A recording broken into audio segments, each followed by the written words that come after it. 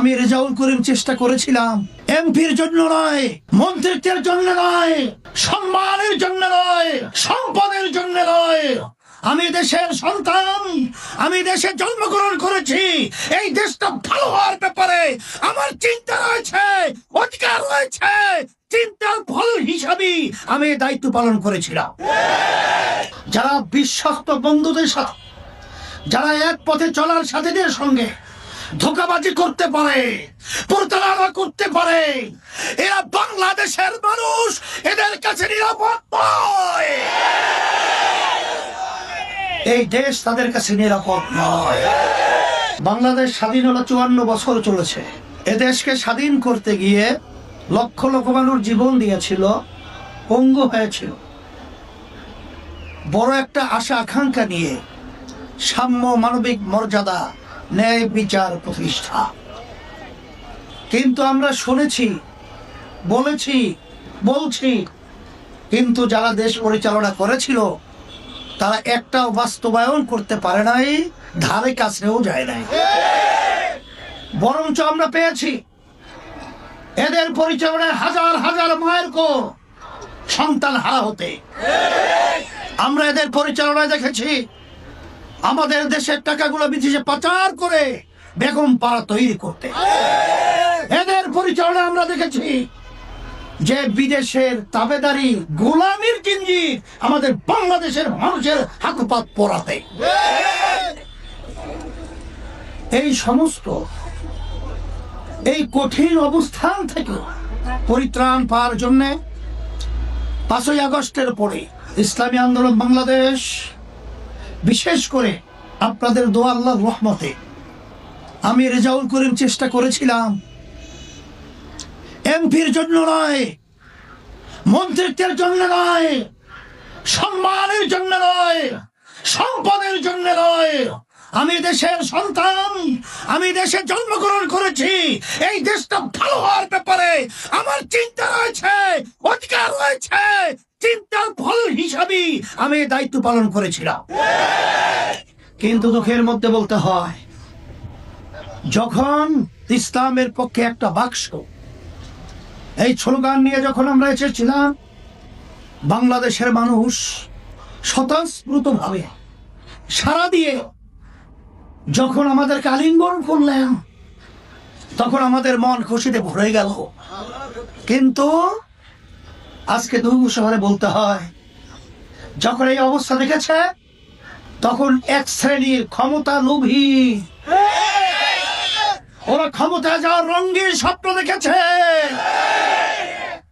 আমাদের বাংলাদেশের মানুষকে আবার ধোঁকা দেওয়া বিভিন্ন নীল নকশা তৈরি করেছে। অত ব্যাখ্যা আমি দিতে চাই না, তবে আমি এতটুকু বলবো, যারা বিশ্বস্ত বন্ধুদের সাথে, যারা এক পথে চলার সাথীদের সঙ্গে ধোঁকাবাজি করতে পারে, প্রতারণা করতে পারে, এরা বাংলাদেশের মানুষ, এদের কাছে নিরাপদ নয়। এই দেশ তাদের কাছে নিরাপদ নয়। যখন আমরা এটা বুঝতে পেরেছি, তখন ইসলামী আন্দোলন বাংলাদেশ এত বড় কঠিন অবস্থায়, এত বড় ঝুঁকির মুখে, তখন আমরা পরিষ্কারভাবে দ্ব্যর্থহীন কণ্ঠে আমরা বলেছিলাম, ইসলামী আন্দোলন বাংলাদেশ প্রতিষ্ঠিত হয়েছে এই দেশের কল্যাণের জন্য, মানুষের কল্যাণের জন্য, ইসলামের কল্যাণের জন্য, ন্যায়ের পক্ষে, অন্যায় প্রতিবাদে। যার বাস্তবতা হলো 1987 সালে ইসলামী আন্দোলন প্রতিষ্ঠিত হওয়ার পরেও আজ পর্যন্ত একটা আসন কিন্তু আমাদের সংসদে এমপি হিসাবে পায় নাই, যায় নাই। আমাদের সুযোগ ছিল না, না এখনো নাই। কিছুদিন আগেও বিএনপির বড় এক নেতা আমার কাছে মোবাইল করতেছে, হযরত দরজা খোলা। কিন্তু আমরা পরিষ্কার বলেছি, এই দরজা খোলার জন্য ইসলামী আন্দোলন বাংলাদেশ রাজনীতি করে না। ইসলামী আন্দোলন বাংলাদেশ রাজনীতি করে এই দেশের মানুষের ইসলামের কল্যাণের জন্য। সেই লক্ষ্যকে সামনে রেখে আমরা যে ঘোষণা করেছিলাম, ইসলামের পক্ষে একটা বাক্স, আল্লাহর খাস মেহেরবানিতে আপনাদের দোয়ায় এখন বাংলাদেশে একটাই ইসলামের বাক্স রয়েছে। সেই ইসলামের বাক্স হলো হাত পাখা প্রতীকের বাক্স। আর কোন বাংলাদেশে ইসলামের পক্ষের বাক্স নাই। আমি আপনাদেরকে এত বড় ব্যাখ্যা দিয়ে বলতে কোনো প্রয়োজন নাই। যারা বারবার পরীক্ষিত তাদেরকে নতুন ভাবে আবার কি পরীক্ষা দেব? আসেন, 5ই আগস্ট আমাদের দেশ অভ্যুত্থান হয়েছে নতুন বাংলাদেশ বিনির্মাণের জন্য, মানুষের কল্যাণ সাধিত হওয়ার জন্য। আমি ব্যর্থহীন করতে বলছি। আসেন, আপনারা পরীক্ষা করে দেখেছেন সেই জুলাই 5ই আগস্ট বাংলাদেশের কোন রাজনৈতিক দল তার ব্যানারে রাস্তায় নামে নাই, হয়তোবা সাহস হয় নাই। আমি আন্দোলন বাংলাদেশ এই দেশের কল্যাণের জন্য, মানুষের কল্যাণের জন্য আমরা ব্যানার নিয়ে রাজপথে গুলির মুখে নেমেছিলাম দেশকে রক্ষার জন্য। সেই হিসাবে সকলকে বলবো যে আসেন, আজকে সারা দেশের মধ্যে ইসলামী আন্দোলন বাংলাদেশ একটাই বাক্স ইসলামের পক্ষে সেই ঘোষণা নিয়ে ঢাকা 5 বাংলাদেশের রাজধানী।